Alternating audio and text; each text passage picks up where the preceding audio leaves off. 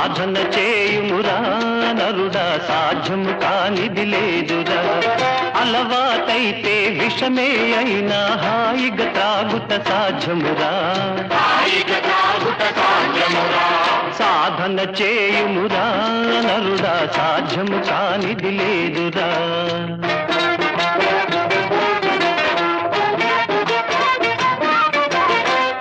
సర్పమును మెడలో దాల్చి పూలమాలగా తలకవచ్చురా